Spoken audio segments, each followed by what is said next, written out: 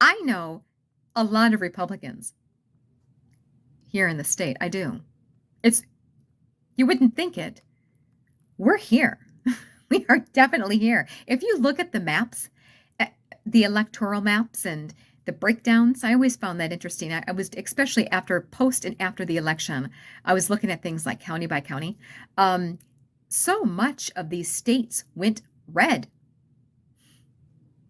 It was only like the deep blue big city holdouts, the sanctuary cities. Um, like you've got New York City, you have Illinois or Chicago in Illinois. You've got, uh, point is, that's what pulls the state.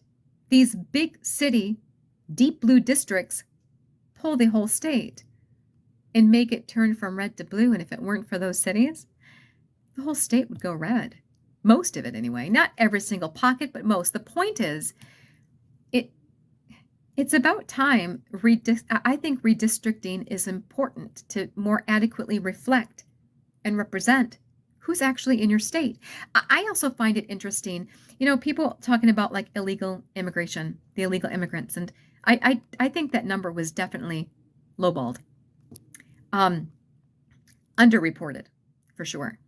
The number of 10 million, 15 million. No, I think it's more like 20, 30.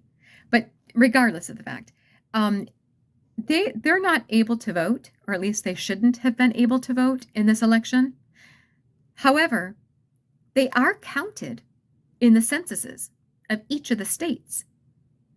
Illegal immigrants are counted in the census, which upticks the population numbers, which in turn increases representation in Congress.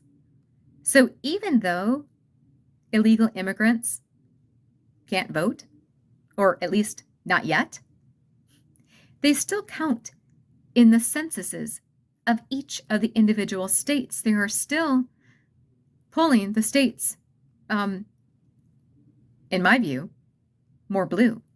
Point is, if this were the Democrats and if they had an opportunity to increase their representation in Congress, you better believe they would take it.